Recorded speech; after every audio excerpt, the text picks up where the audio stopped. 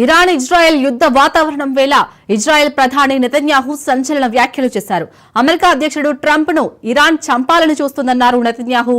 Iran అణు కార్యక్రమానికి ముప్పుగా Trump ను గుర్తించిందని, ఇరాన్ కు ట్రంపే నెంబర్ 1 శత్రువు అన్నారు. ట్రంప్ నిర్ణయాత్మక నాయకుడన్న ఇజ్రాయెల్ ప్రధాని నెతన్యాహు ఇరాన్తో జరిగిన నకిలీ అణు ఒప్పందాన్ని ట్రంప్ రద్దు చేశారన్నారు. ఇరాన్ దగ్గర అణ్వాయుధం ఉండకూడదన్నారు. ఇజ్రాయెల్ తనని కాకుండా ప్రపంచాన్ని కూడా రక్షిస్తుందని చెప్పారు.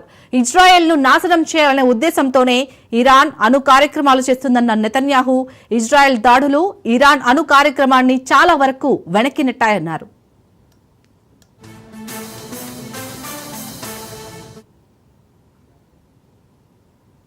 ఇజ్రాయెల్ ఇరాన్ మధ్య నేను మధ్యవర్తిత్వం వహించవచ్చన్నారు అమెరికా అధ్యక్షుడు ట్రంప్.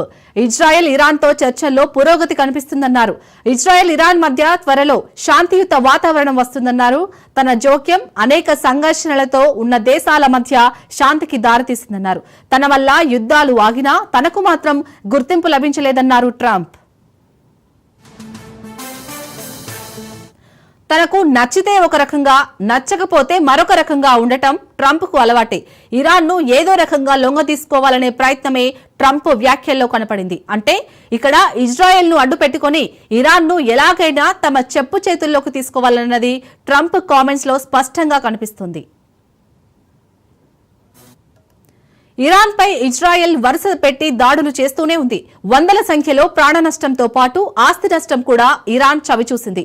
మరి ట్రంప్ టార్గెట్ పూర్తయిందో ఏమిటో గానీ ఇక ఇజ్రాయెల్ ఇరాన్ లు డీల్ చేసుకోవాల్సిన అవసరం ఉందంటూ కొత్త పల్లవి అందుకున్నారు.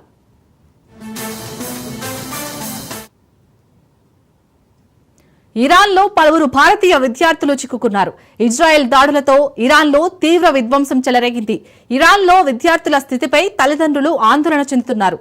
విద్యార్థులను వెనక్కి రప్పించాలంటూ తల్లిదండ్రులు కోరుతున్నారు. ఇజ్రాయెల్ ఇరాన్ ఉద్రిక్తతలతో భారత్ అలర్ట్ అయింది. ఇరాన్లోని భారతీయుల తరలింపునకు ఆపరేషన్ నిర్వహించే కార్యక్రమం ఉంది. విదేశీయుల తరలింపునకు ఇరాన్ అనుమతిచ్చింది. దీంతో ఇరాన్లో ఉన్నటువంటి దాదాపు 10,000 మంది భారతీయులను అధికారులు స్వదేశానికి తీసుకురానున్నారు.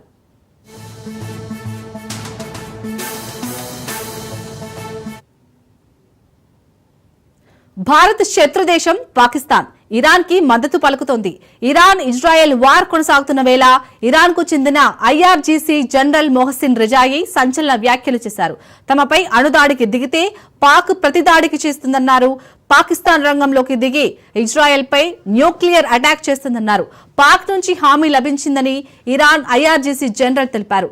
తుర్కియే, సౌదీ, పాక్ ఇతర దేశాలతో కలిసి ఇస్లామిక్ ఆర్మీని ఏర్పాటు చేయాలని పిలుపునిచ్చారు. ఈ ప్రతిపాదనకు ఆమోదం తెలిపితే ప్రాంతీయ బలాబలాలు మారిపోతాయని ఇరాన్ చెప్పుకొచ్చింది.